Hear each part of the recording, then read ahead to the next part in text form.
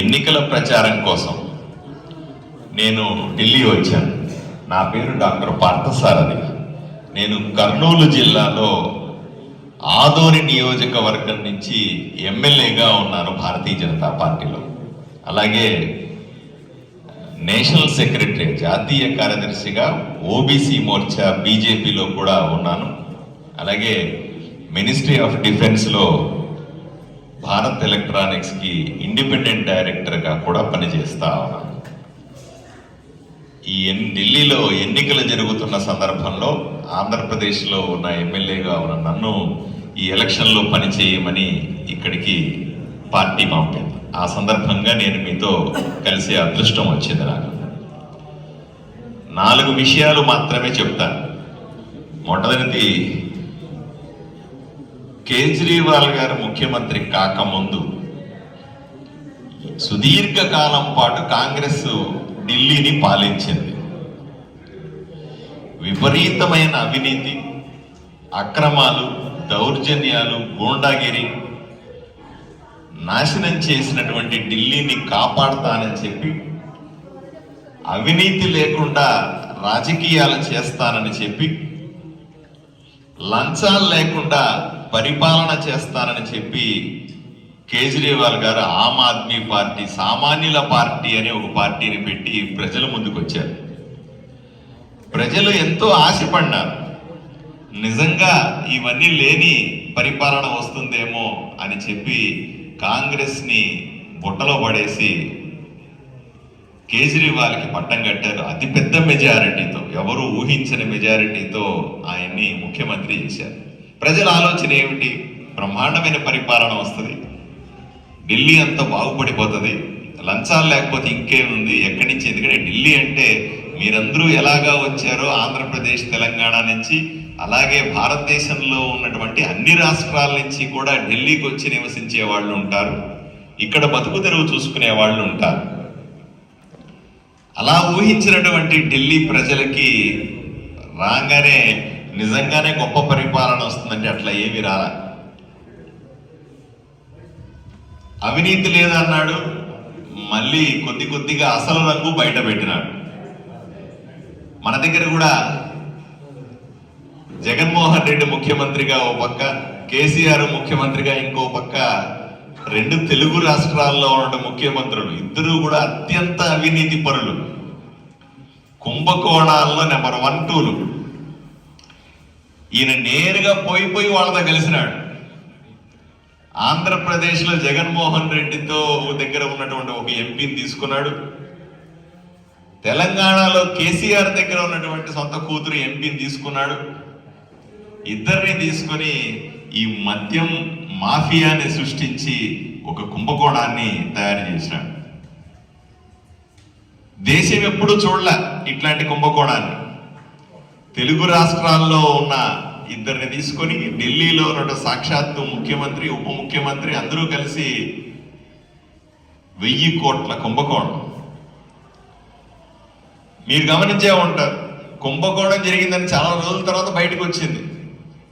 విపరీతంగా ప్రతి 100 అడుగులకి, ప్రతి 100 అడుగులకి ఒక మందు షాప్ పెట్టారు ఢిల్లీలో. మద్యం బలవంతంగా అమ్మించారు, టార్గెట్లు పెట్టి అమ్మించారు. ఇదే ఆంధ్రప్రదేశ్, తెలంగాణలో కూడా జరిగింది. ఆంధ్రప్రదేశ్లో దుర్మార్గుడైనటువంటి జగన్మోహన్ రెడ్డి ముఖ్యమంత్రి ఉండగా కూడా అదే జరిగింది. టార్గెట్లు పెట్టి తాగించినారు. ఎక్కడా లేని మద్యం లేబుల్ తీసుకుని కొత్త మద్యాన్ని వీళ్ళే తయారు చేసి, మా దగ్గర అయితే జగన్మోహన్ రెడ్డి సొంతంగా తయారైంది, ఆయన ఫ్యాక్టరీలో తయారైన మద్యాన్ని తీసుకుని ప్రజలకు అమ్మినాడు. ఎప్పుడు మన పేర్లు కూడా వినుండవు. అట్లాంటివి అమ్మి ప్రజల ఆరోగ్యంతో ఆట్లాడుకున్నాడు. అదే ఢిల్లీలో కూడా జరిగింది. రకరకాల బ్రాండ్లు అమ్మినారు, రకరకాల కొటేషన్లు పెట్టినారు, లిక్కర్ ధర పెంచారు, ఆడుకున్నారు. ఢిల్లీ ప్రజల ఆరోగ్యంతో ఆట్లాడుకొని పెద్ద మొత్తంలో డబ్బులు చేతులు మారాయి. ఈరోజు ఆయన చెప్తాడు, నా మీద అన్యాయంగా కేసు పెట్టారండి. ఏమన్నా నేను సూటిగా ప్రశ్నిస్తా, మేమే అందరి మీద ఎవడన్నా వచ్చి అమాయకంగా కేసు పెట్టచ్చా అండి? మీరు ఏదో వ్యాపారమో, ఉద్యోగమో లేదా రాజకీయమో చేస్తా ఉన్నారు. నేను కూడా రాజకీయాల్లో ఎమ్మెల్యేగా ఉన్నాను. స్టేజ్ మీద ఎమ్మెల్యేలు ఉన్నారు, ఎమ్మెల్యే స్థాయి మనుషులు ఉన్నారు. ఎవరి మీద అకారణంగా పెట్టేస్తారా? ఎలా సాధ్యమవుతుంది? నేను గత 4 ఏళ్లుగా, అంటే నేను ఇప్పుడు ఎమ్మెల్యే అయినాను, ఎమ్మెల్యే కాకముందు 2-3 ఏళ్ళు రోజు టీవీలో కూర్చొని పత్రికల వాళ్ళతో కూర్చొని జగన్మోహన్ రెడ్డి చేసే దుర్మార్గం, అప్పుడు ముఖ్యమంత్రి కదా, అప్పుడు ముఖ్యమంత్రి చేసే దుర్మార్గాలు రోజు తిట్టేవాడిని, బహిరంగంగా చెప్పేవాడిని. మరి నా మీద కేసులు పెట్టలేదే? ఎట్లా పెడతారు? నేను తప్పు చేయకుండా నా మీద కేసు ఎలా సాధ్యం అవుతుంది? ఈరోజు కేజ్రీవాల్ అమాయకంగా మా ప్రజల్ని మోసం చేస్తా ఉన్నాడు, నంగనాచి మాటలు మాట్లాడుతూ ఉన్నాడు. నేను అమాయకుడిని, నా మీద కేసు పెట్టారు, నా మీద కేసు పెట్టారు. ఎందుకు పెడతారండి? ఏమీ లేక ఇంత పెద్ద పెద్ద టావులు బండలు 100 పేజీల కొద్దీ కోర్టులో అఫిడవిట్లు డాక్యుమెంట్ చేశారు. కేజ్రీవాల్ ఈ విధంగా డబ్బులు తీసుకున్నాడు, ఇన్ని 100 కోట్లు తీసుకున్నాడు, ఈ రకంగా తీసుకున్నాడు, ఇక్కడ ఖర్చు పెట్టినాడు, ఈ అకౌంట్లోకి వచ్చినాయి, పలానా మనుషులకు దీన్ని హ్యాండిల్ ఇంత సాక్ష్యాధారాలతో సహా కేజ్రీవాల్ చేసినటువంటి అవినీతిని బయట పెడితే నేను అమాయకుడిని ఎలా చెప్పుకుంటాడు? ఆయన వచ్చింది అవినీతి లేకుండా చేస్తానని, చేసింది మాత్రం పెద్ద అవినీతి, కుంభకోణం. మరి ఎలా నమ్మమంటారు? ఢిల్లీని అమ్మేస్తున్నాడు. పోనీ ఆ ఢిల్లీ అంతా కూడా ఏదైనా అభివృద్ధి జరిగిందా అంటే, ఏ కొంచెం అభివృద్ధి జరిగినా అది నరేంద్ర మోదీ గారు ఇచ్చినటువంటి కేంద్ర ప్రభుత్వ నిధులతో జరిగిన అభివృద్ధి తప్ప కేజ్రీవాల్ చేసింది ఏమీ లేదు. ఏమయ్యా ఎందుకు చేయలేదు అంటే, కేంద్రం నన్ను చేయనివ్వట్లేదు అంటాడు. మంచి పని చేస్తే ఎవరు వద్దంటారా? ఊరిని అభివృద్ధి చేస్తే ఎవరన్నా కాదంటారా? నీ దృష్టి అభివృద్ధి మీద లేదు. ఎంతసేపు 4 మంచి మాటలు చెప్పడం, అమాయకులని లేనిపోని విషయాలు చెప్పి మోసం చేయడం, డబ్బులు దండుకోవడం. ఇప్పుడే పెద్దలు చెప్తా ఉన్నారు, నేను ముఖ్యమంత్రి అయితే, నేను ఆమ్ ఆద్మీ పార్టీ నుంచి ఉన్నాను, సామాన్యుల పార్టీ ఇది, నేను ముఖ్యమంత్రి అయితే నేను ప్రభుత్వ బంగళానే వాడను, ప్రభుత్వ డబ్బులు వృధా చేయను అన్నాడు. మా జగన్మోహన్ రెడ్డి గారు ఇంతకుముందు సీఎంగా ఉన్నప్పుడు ఇదే చెప్పినాడు. అస్సలు ప్రజల డబ్బు వాడిని అన్నాడు. విశాఖపట్నంలో మీరు చూసుకోండి ఒకసారి న్యూస్, ఎప్పుడన్నా మీరు అందరూ కూడా ఎప్పటికప్పుడు తెలుగు న్యూస్ కూడా చదువుతారనుకుంటా. విశాఖపట్నంలో జగన్మోహన్ రెడ్డి ముఖ్యమంత్రిగా 500 కోట్ల రూపాయలు ఖర్చు పెట్టి పెద్ద ప్యాలెస్ కట్టినాడు. ఆ ప్యాలెస్ ఏం చేయాలి ఇప్పుడు తెలియట్లేదు మనకి. అంత డబ్బులు పెట్టి కట్టిన బిల్డింగ్ ని ఒక ముఖ్యమంత్రి నివాసానికి 500 కోట్లు ఖర్చు పెడతారండి. అలాగే కేజ్రీవాల్ కూడా ఢిల్లీలో కోట్లాది రూపాయలు ఖర్చు పెట్టి బంగ్లా తయారు చేసుకున్నాడు. మళ్ళీ ఆమ్ ఆద్మీ పార్టీ మనిషి అంటాడు. ఎన్ని కుంభకోణాలు చదువుతున్నాం ఢిల్లీలో. స్కూలు కుంభకోణం అంటారు, లేదా ఎక్విప్మెంట్ కుంభకోణం అంటారు, ఆక్సిజన్ కుంభకోణం అంటారు, ఇళ్లకు సంబంధించిన కుంభకోణం అంటారు, మద్యం కుంభకోణం. ఇన్ని కుంభకోణాలు చేసిన మనిషి ముఖ్యమంత్రిగా ఎలా కొనసాగుతాడు? కాంగ్రెస్ ఏదైతే చేసిందో అదే ఆమ్ ఆద్మీ పార్టీ కూడా చేసింది. పార్టీలో తేడా కానీ చేసిన పని అదే.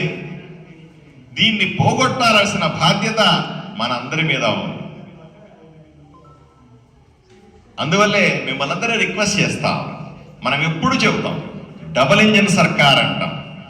కేంద్రంలో నరేంద్ర మోదీ నాయకత్వంలో ఉన్నటువంటి ప్రభుత్వం ఉండాలి, రాష్ట్రంలో కూడా నరేంద్ర మోదీ గారి నాయకత్వంలో భారతీయ జనతా పార్టీ భాగస్వాములుగా ఉన్నటువంటి కూటమి లేదా భారతీయ జనతా పార్టీ ఇక్కడ అధికారంలో ఉండాలి. ఆంధ్రప్రదేశ్లో కూడా అదే జరిగింది. మేము ఆంధ్రప్రదేశ్లో నేను ఎమ్మెల్యే గెలిచినప్పుడు, నేను గెలిచి 6 నెలలు అయింది.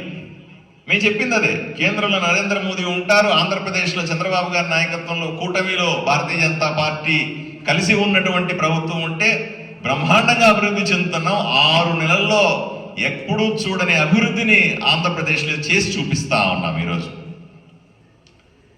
అటువంటి అభివృద్ధి జరగాలంటే నిజంగా దేశానికి తలలాంటిది ఢిల్లీ. అంతే కదా, శరీరం అంతా రకరకాల రాష్ట్రాలు అయితే తల మాత్రం ఢిల్లీ. ఇటువంటి నగరం అభివృద్ధి చెందాలంటే తప్పనిసరిగా భారతీయ జనతా పార్టీ అధికారంలో ఉంటేనే సాధ్యమవుతుంది. లేకపోతే కేంద్ర ప్రభుత్వం డబ్బులు ఇవ్వట్లేదు, నరేంద్ర మోదీ గారు అభివృద్ధి చేయనివ్వట్లేదు, మాకు అడ్డం పడతా ఉన్నారు, మాకు ఇది చేయట్లేదు అది చేయట్లేదు సాకు చూపించి ఢిల్లీని సర్వనాశనం చేసే అవకాశం ఉంది. కాబట్టి మిమ్మల్ని అందరినీ కూడా చేతులెత్తి వేడుకుంటా ఉన్నాం. దయచేసి ఈ 10 రోజుల పాటు మీరందరూ కూడా కేవలం మీకు మాత్రమే కాదు అందరికీ కూడా వీధి వీధి గ్రామ గ్రామాన తిరగండి, ప్రతి ఒక్క వ్యక్తిని మోటివేట్ చేయండి. ఈ 10 రోజులు నేను కూడా ఢిల్లీలో ఉండి ఎలక్షన్ ప్రచారంలో పాల్గొంటాను. నన్ను మరికొన్ని ప్రాంతాల్లో కూడా తీసుకెళ్ళి మీరు పరిచయం చేయండి. అందరం కలిసి ఇక్కడ భారతీయ జనతా పార్టీ ప్రభుత్వాన్ని ఏర్పాటు చేస్తే మనం అనుకున్న విధంగా ఢిల్లీ ప్రజలను సుఖశాంతులతో చూడటం సాధ్యమవుతుంది. అవినీతి లేనటువంటి ప్రభుత్వం ఏదైతే ప్రజల కల ఉందో దాన్ని సాధించుకోవడం సాధ్యమవుతుందని తెలియజేస్తూ ఈ అవకాశం ఇచ్చిన మీ అందరికీ కూడా ధన్యవాదాలు తెలుపుకుంటున్నాను. నమస్కారం.